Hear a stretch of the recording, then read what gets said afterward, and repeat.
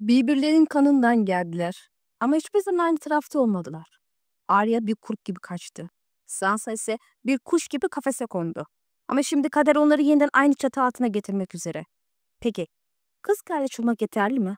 Bu buluşmada birlik olacak mı? Yoksa kışın ortasında patlayan bir sessizlik mi? Bu Arya ve Sansa Stark'ın sessiz savaşın hikayesi. Lakin videoya geçmeden önce kanalımı destekleyen her bir üyemize ve abonemize ayrı teşekkür ederim. Kanalın devamlılığını bir yerde siz sağlıyorsunuz. Bu tür videoların gelmeye devam etmesi için abone değilseniz lütfen abone olun. Videomuzu beğenin ve paylaşarak daha fazla kişiye duyurun. Videoları kaçırmamak için de kanalın zil sekmesini açmayı unutmayın. Şimdi videoya geçiyoruz. Sansa ve Arya'nın ilk kitapta çizilen karakter yapıları Martin'in klasik ayna karakter kurgusudur. Arya sıra dışı olanı, kurallara baş kaldıran vahşi doğayı temsil ederken Sansa geleneksel Westeros lady'liğinin beden bulmuş halidir. Zarif, güzel, sessiz, itaatkar. Arya'nın kendisini bir lady olmaya zorlayan annesi ve ablasıyla olan mesafesi onun kişilik krizi ve değersizlik hissini iter. Öte yandan Sansa'nın Arya'ya olan soğukluğu yalnızca farklılığından değil, onun sosyal statüyü tehdit eden davranışlarından da kaynaklanır. Arya'nın dikiş dikmeyi reddetmesi, kaba hareketleri ve aşırı dürüstlüğü Sansa'nın çabucak benimsediği asil lady kişiliğini kirletme potansiyeli taşır. Arya'nın Nymeria olan bağı fiziksel ayrılığa rağmen ruhsal olarak kopmamıştır. Arya rüyalarında Nymeria'nın bedenine girerek onunla bağını sürdürür. Martin kurtların Stark çocukları olan bağını vurgulamıştır. Bu bağlamda Arya'nın Nymeria olan ilişkisi onun Stark kimliğini koruduğunu ve gelecekte bu bağın yeniden fiziksel olarak kurulacağını gösterirken Sansa'nın Lady'nin kaybıyla birlikte Stark kimliğinden uzaklaştığını ve yeni bir kimlik arayışına girdiğini gösterir. Bu sembolik anlatım Arya ve Sansa'nın karakter gelişimlerini ve aralarındaki farkları derinlemesini anlamamıza yardımcı olur. Sansa her şeye sahipti. Ablası ondan 2 yaş büyüktü. Belki Arya doğduğunda bu yüzden ona hiçbir şey kalmamıştı.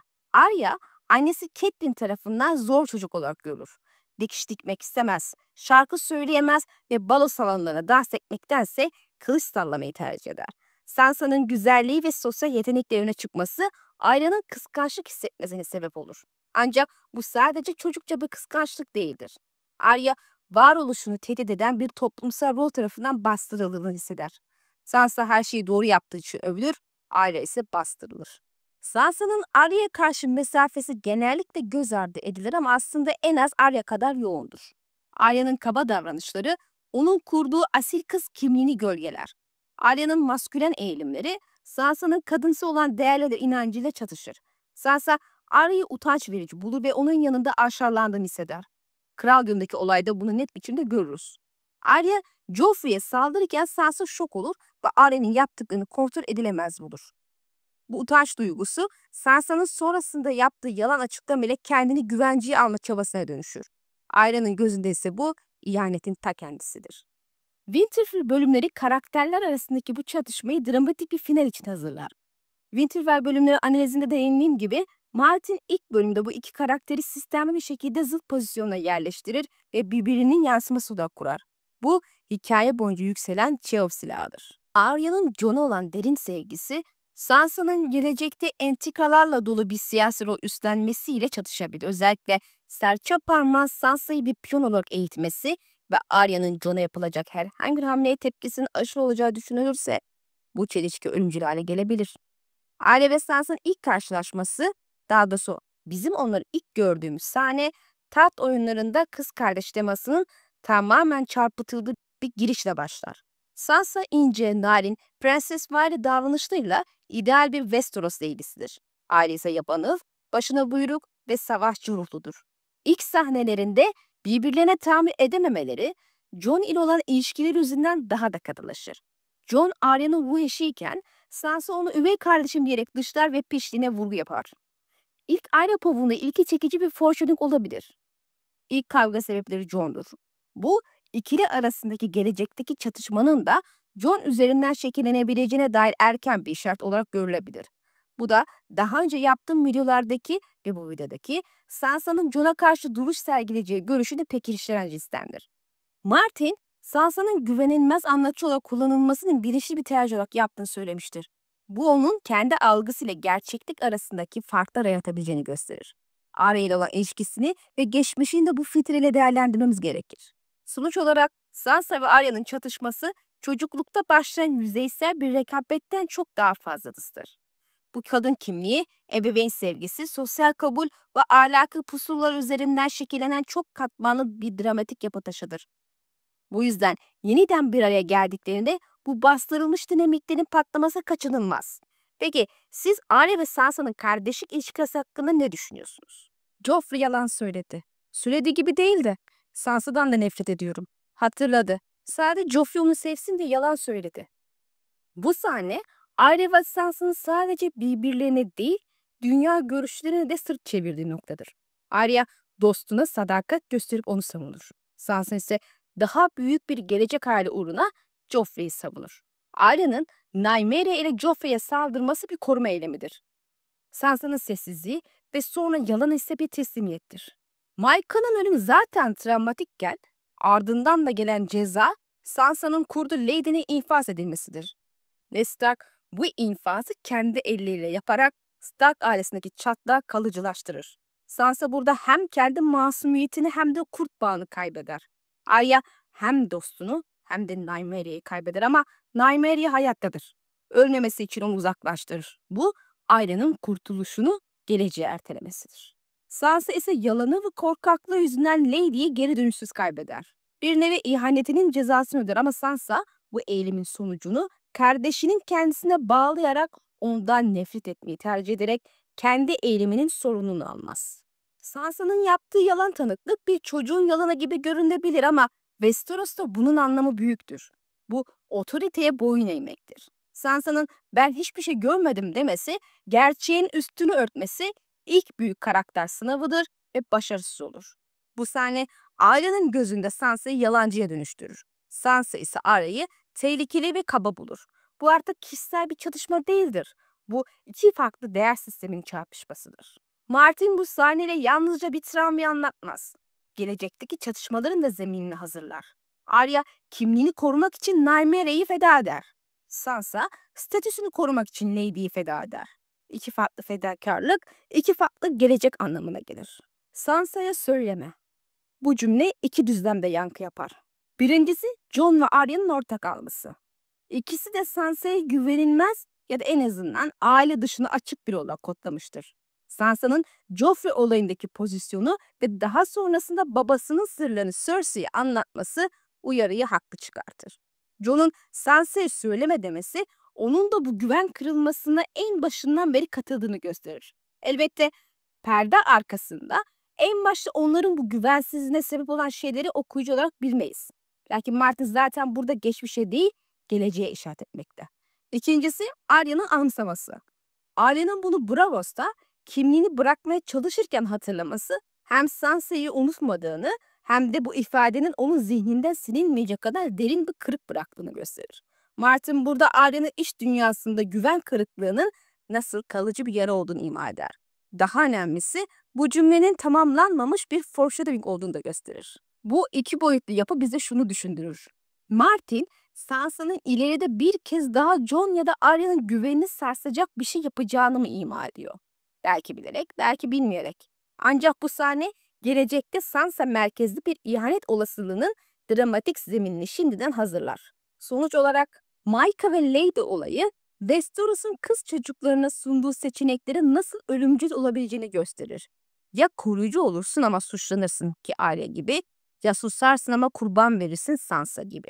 Bu kırılma onların sonsuza dek ayrıldığı andır.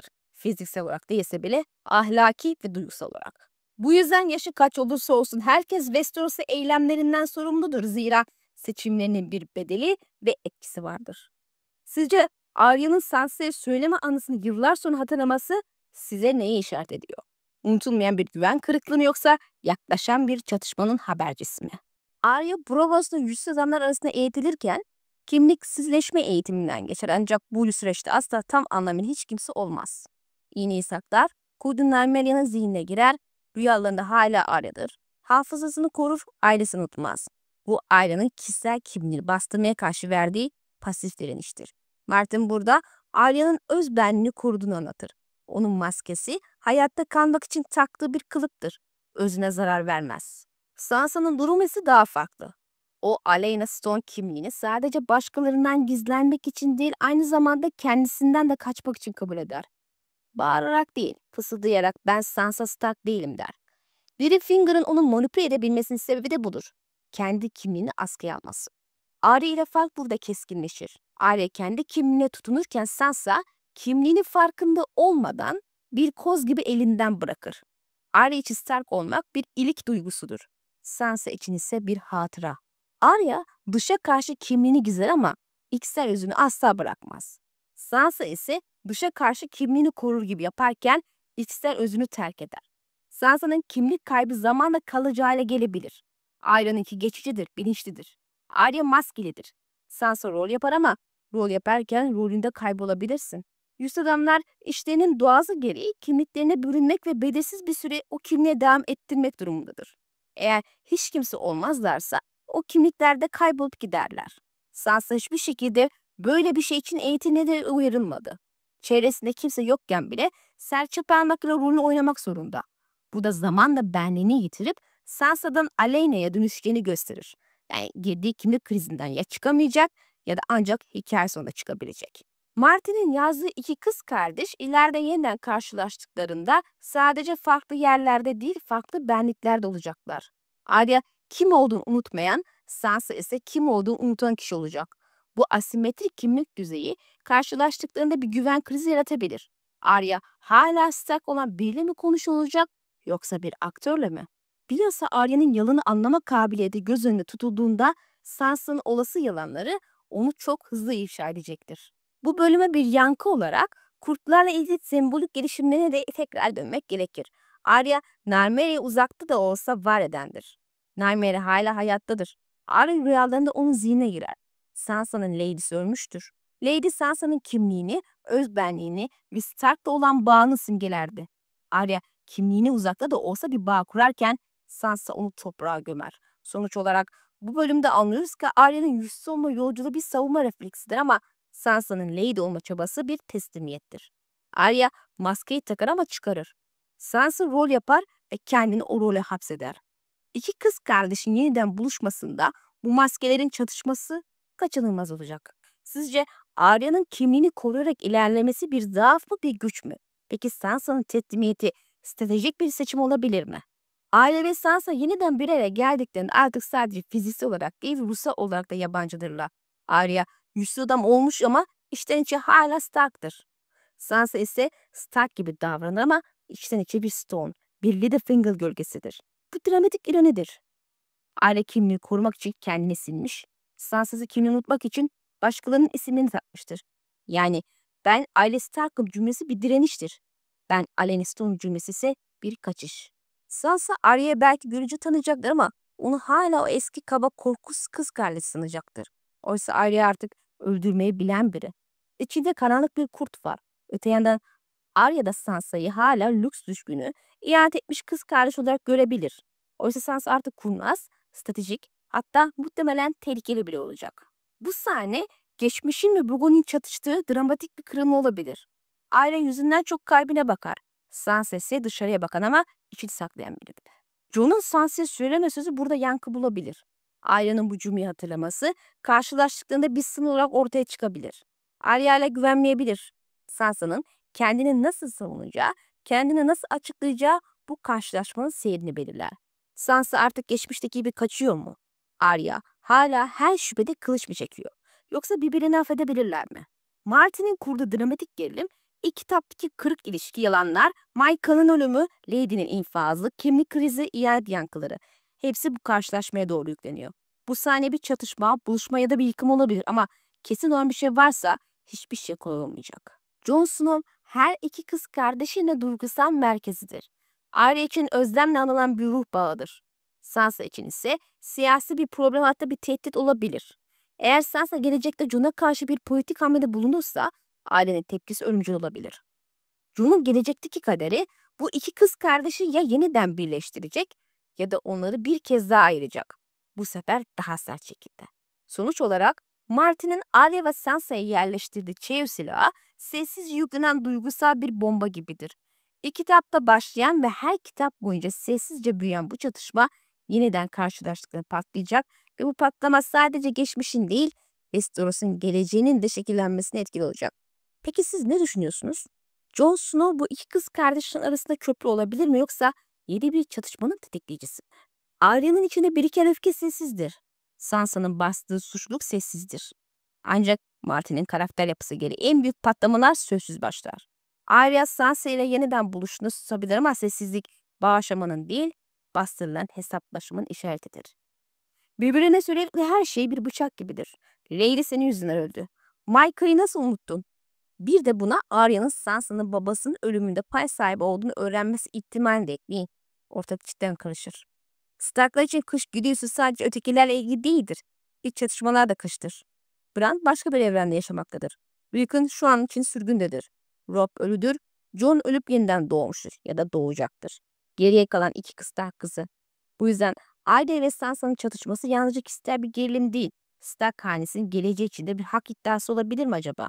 Şimdi burada Rickon'un ve Shaggy Dog videomda bahsettiklerimi hatırlamanız gerekiyor. Rickon'un Sansa ve Lady Taşkap eli nasıl Jon'a karşı siyasi bir hamle kullanılabileceği ve bunun mimarının serçe parmak olabileceği. Arya'nın rüyalarında gördüğü Nymeria bir gün gerçekten Arya ile beraber kuzeye dönerse ki dönecektir. Bu sadece fiziksel bir kavuş olmayacak. Nymeria Arya'nın içgüdülerini, ilkel sadakatinin ve kimliğinin somutlaşmış haliydi. Sansa bu dünyada kurdu olmayan tek Stark'tır. Nymeria'nın varlığı bile Sansa için bir ötekilik duygusu yaratabilir. Bu sahne yalnızca kişisel değil, doğası bir yabancılaşma sahnesine dönüşebilir. Daha önce de söylediğim gibi Jon Snow ikisinin de ortak noktası ama tamamen farklı şekilde. Arya için Jon hala çocukluk özlemlerinin somut hali. Sansa için ise artık siyasi bir figür. Kuzey'in kralı. Bu çatışma sadece kız kardeşler arasında değil, Kuzey'in sadakat ile strateji arasında yapacağı bir seçim olabilir. Martin, duygusal yükü çok yüksek olan bu ilişkileri kolayca sona erdirmez. Bir ölümle değilse bile bir duygusal yıkımla bitebilir. Arya'nın sonunda Sansa'yı affedemem dediği bir an olabilir ya da Sansa Arya'nın artık aileden biri olmadığını düşündüğü bir yer. Bu kardeşliğin sessiz yıkımı olur. Sonuca varlarsak Arya ve Sansa'nın ilişkisi ilk kitaptan bu yana Martin'in en yavaş yanan fikirlerinden biridir. Bu ilişki sadece kişisel travmalarla değil, Westeros'un sembolik dokuluyla örülmüştür. Yeniden karşılaştıkları kış sadece dışarıda değil, içlerindedir ve bu kıştan sonra kuzey hala kuz olacak mı?